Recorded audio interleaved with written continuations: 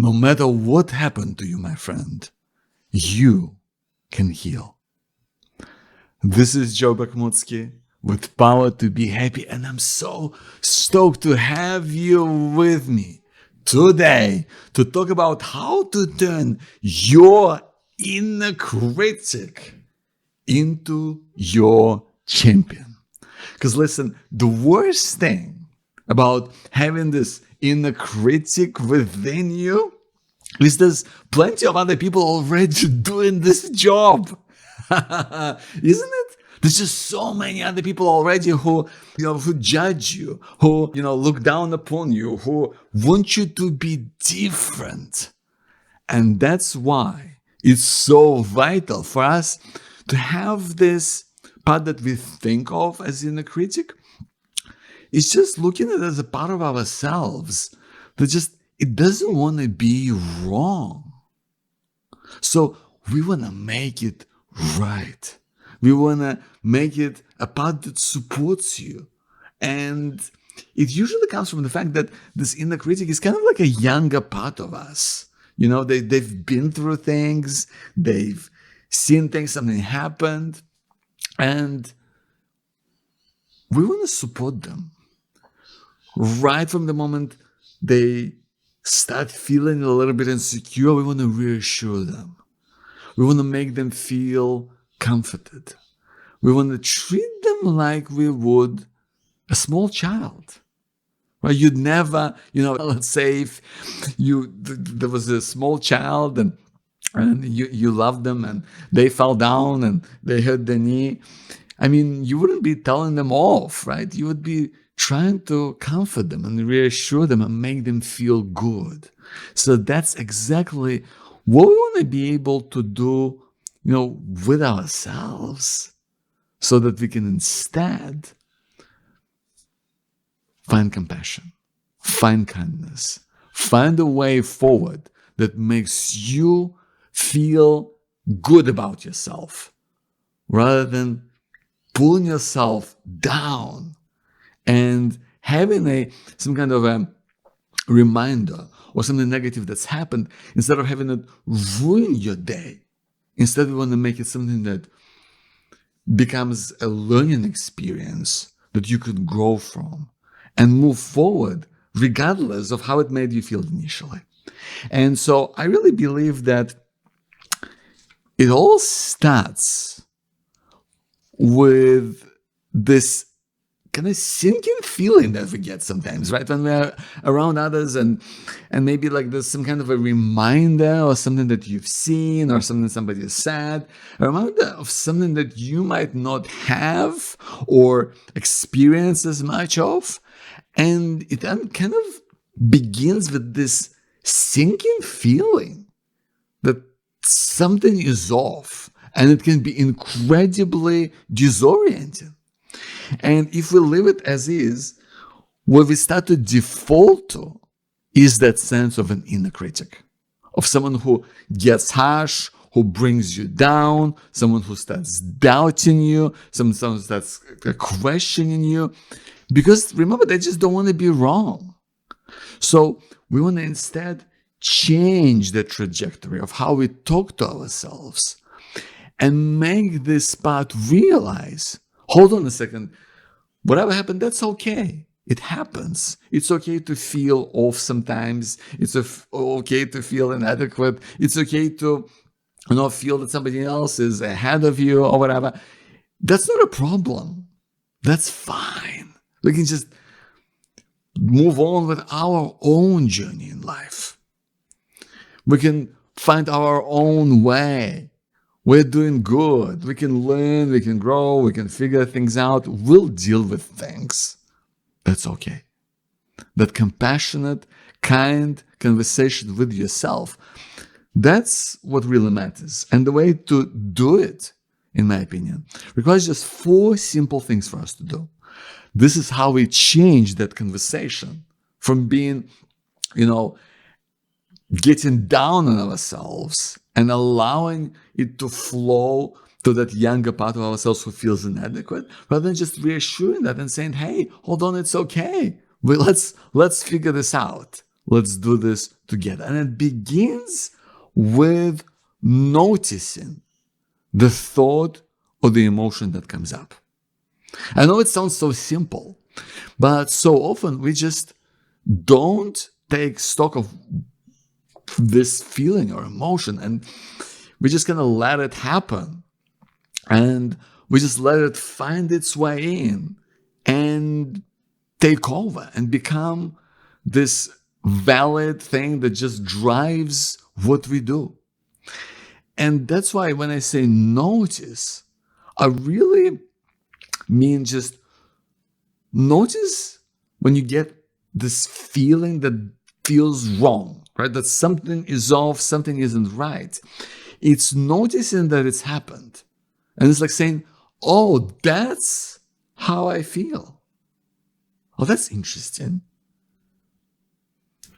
And trying to name this feeling can be super helpful.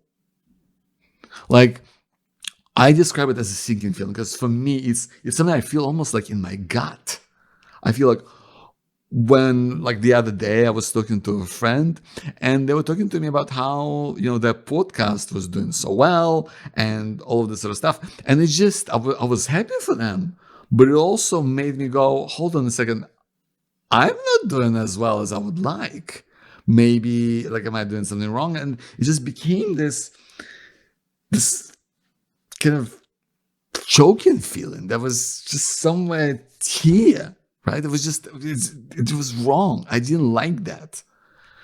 And I noticed and I was like, oh, that's the feeling that comes up for me. It's kind of this sinking feeling that's dragging me down. That's where it's from. Because when we can notice that feeling, when we can try to put a name or a description to it, that becomes the first step when we really start to take control of the situation. Not this thought or emotion taking control of you, but now you, my friend, you're taking control. It is now in your hands to determine what happens next. And next is what it is we observe. We observe the effect that it has on you. And that's two very different things. So first we notice what comes up. We notice the thought, we notice the feeling, we notice the emotion. We try to give it a name. But this is now different. Now we observe what effect does it have on you? Does it make you want to change the subject? Does it make you angry? Does it make you tired? Does it make you want to get out of the house? What is the effect that it has on you? That's very important. Because oftentimes the effect that it has on me, for example, when I feel that I'm not enough, in that conversation with a friend who I thought had some really great news about how he was doing with his show, like it just made me feel like I wanted to give up. I was like, yo, why am I bothering doing this? Like there's people who've already figured this out, and I'm stuck. I'm just plodding along. Nothing's happening. That was my internal sense of that's where I went. And I've just felt like, why bother? Right? I let that have that effect on me. But I noticed that's what was happening. I observed that this what came up. And I immediately thought, well, it doesn't feel good. Right? Because when we observe that this is the effect that it has on me, it makes me kind of want to give up. I was like, I don't like it. I realized I don't like this effect that it has on me. I noticed it. I observe it, and I don't feel good about that. I don't want to feel this way. I don't want to feel like I'm wasting my time. I don't want to feel like I'm giving up. I don't want to let this sinking feeling drag me down even further. And that's why when I came home, as I was in the car, I was starting to just comfort myself and say, you know what? That's actually okay, Joe. It's okay that you have this feeling come up. I mean, it's important to you. It's natural that you compare yourself to other people, even when it doesn't make sense. It's okay. You're in progress. You're a work in progress. You're trying to do things right. You're figuring things out. You're doing your podcast with your heart, and you're giving it everything that you can. You're doing your best. You'll figure this out. You will find a way to connect with more people. You'll find a way to make it something that is, exciting and is interesting and people can really resonate with. It's not a personal thing, but it's something that you'll be able to learn and grow from. You can do this. You've done this before. That's okay. It's okay to feel a little weird sometimes about it. It's okay to feel down. You can do this. And that is such a powerful thing to do, to find a compassionate way to talk to yourself. And I'll tell you what, this is hard because we get so used to being comforting and supportive and kind and compassionate towards other people. And we almost never get to do it for ourselves. Would you say it's right? Would you say that generally you can be so kind and understanding and comforting towards other people's experience, towards their hurts, their troubles, towards the times when they're upset, versus when you get to do that for you? When was the last time you actually had a conversation with yourself that was empowering, that was positive, that was supportive, that was saying good things about yourself? And the times when we get to do this is when something is pulling you down, when something happened that threw you off. Like being resilient, in my opinion, isn't about just, marching on and just, going through with things no matter what happens around you and, ignoring everything else. No, like I really believe resilient is when we treat ourselves with kindness, compassion, and respect by actually having that internal conversation, by noticing first and foremost, like what comes up. Noticing, trying to name that emotion, trying to name that thought, going, oh, that's what happened. Then we observe what effect it has on you. And that could be really quick, right? That could be within a space of 2 or 3 or 5 seconds, right? We can go from that, okay, here's what it is.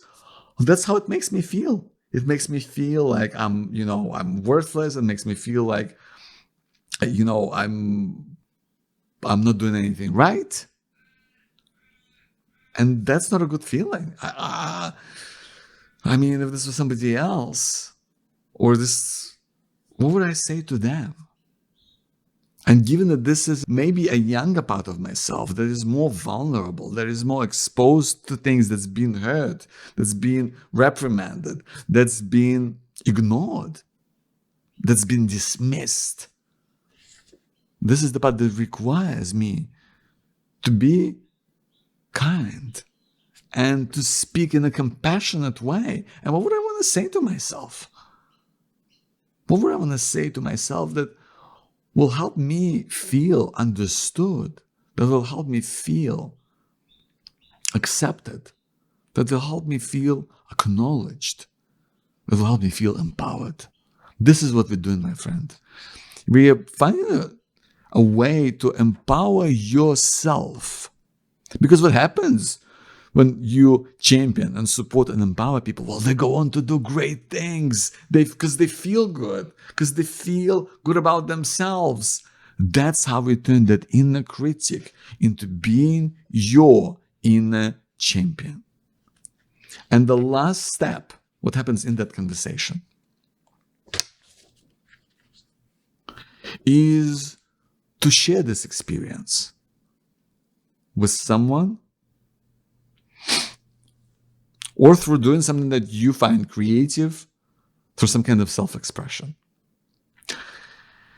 Because what often happens is we just let our life experiences pass us by. We don't really internalize it. We don't take the time to necessarily learn from it. And we don't share it with other people. And I think it's so vital to find a way to make it a part of our experience by really learning from what happens, really bringing that growth into your own personal life. And I think that growth is so simple, right? That happens from acknowledging that and sharing that reality either with somebody else or through your own self-expression process, whatever that might be. And I think it just comes down to, like, what makes you feel creative and vulnerable? Because that sharing of your personal truth, your personal experience, I think it's such a critical thing. Because when we hold on to those feelings of feeling disempowered, or feeling like we're down, or feeling like we're upset, is those feelings start to linger. And even when we break that cycle sometimes, maybe we kind of helped ourselves feel a little bit better, but we don't embed this into our life. We don't put like a stamp on it to say, I have actually acknowledged this in a really powerful way. And I'll tell you what, like, I've been doing this now regular for the last couple of weeks, and I noticed a real change. When I journal about something that's happened to it, when I talk about it with someone I care for in my life, I notice that it makes me feel different. I notice that I myself start to feel better because I've shared something that was real for me. Like, I had this difficult emotional experience when I felt jealous, when I felt uncomfortable. And I actually took down a moment to write about it in my journal. And I just simply related, it was like a page of me writing and saying, you know what, I was having a chat to this friend of mine, and they mentioned something about, you know, a recent success that they had. And it just made me feel upset. Like, it made me feel like, you know, there's other people doing way better than me. And it made me question, what am I doing? And I realized that, you know, when I look at other people, we're all on different journeys, and I'm just trying to do my best. I know I'm sharing things with my heart, and the truth is I'm kind of at the beginning of my own journey. And the fact that I was able to notice it, that I was able to observe that it had that effect on me, the fact that I was able to, in that moment, to be really appreciative and positive with my friend, despite of how it made me feel, like that's a good thing. I feel okay about this. It's okay to have this feeling come up. It's not the end of the world. It's just part of life. And so it just made me feel better. And when I finished writing, I was able to walk away and feel good about myself. Like, genuinely good. I was able to put it behind me. I was able to make that turn complete. Because listen, what happens sometimes is we want to make that complete turn from being the inner critic, the job that, like I say, so many other people are already great at criticizing, at judging you, at doubting you, at questioning you. We want to take a different job for the parts that they have on the inside and the part that feels kind of they don't want to go wrong. We want to make them feel right.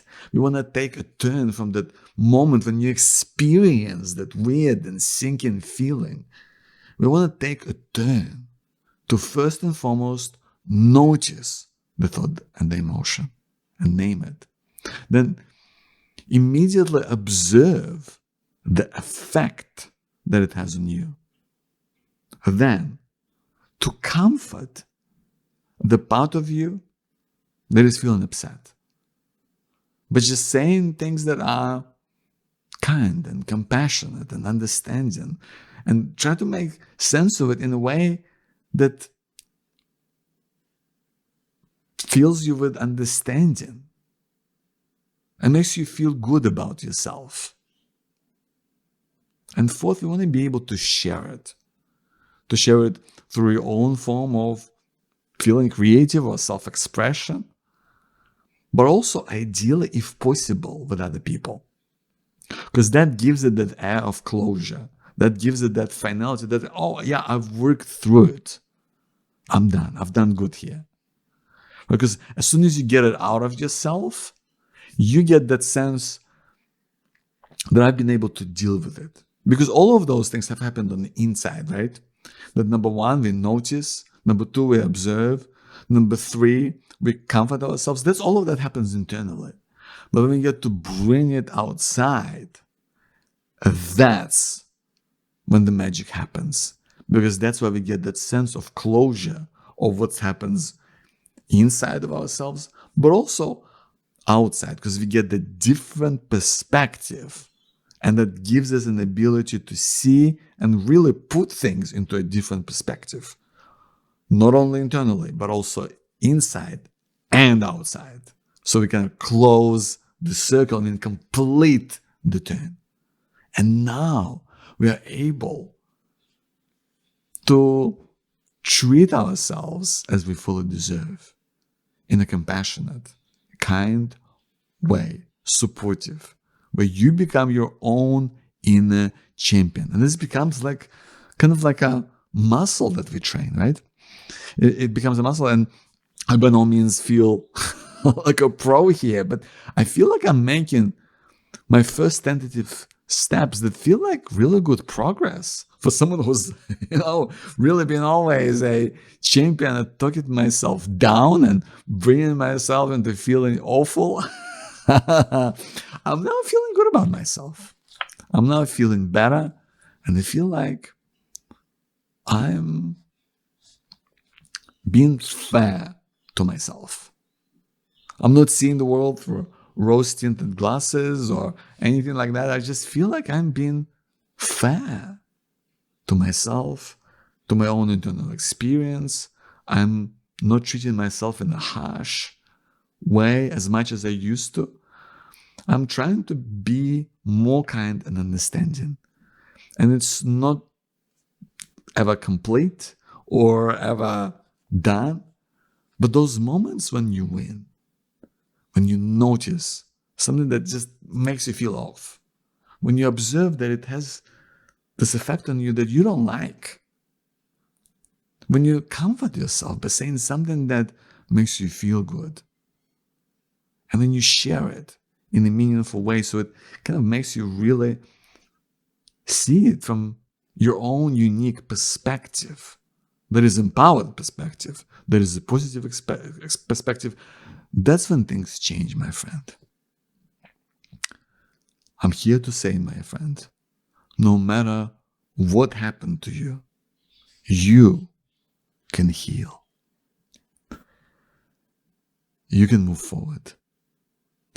You can be happy in a way that makes sense for you, because we all have this power, this incredible power to be happy, to seek clarity in every single thing that you do, to show up and do your best in the way that makes you feel good, like you are enough, and to hold on to hope that no matter what happens out there in the world, things can and do change for the better.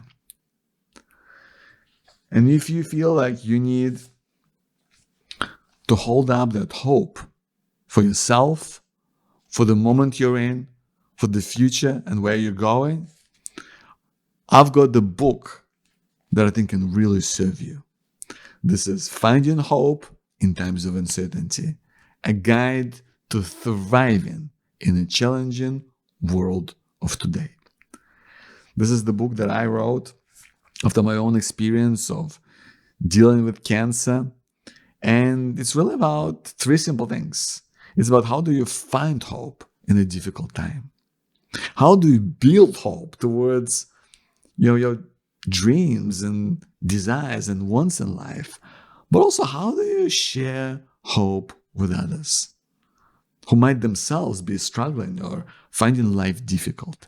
And if you want to find out more about this book and grab a copy for yourself, please go to powertobehappy.com and click on the link called book. Hope it serves you, my friend. I've got some really special bonuses to go with it. So I know that this book can really support you. And again, I want to let you know, my friend, no matter what happened to you, you can heal. This is Joe Bakhmutsky with Power to Be Happy. Thank you for being here. Speak soon.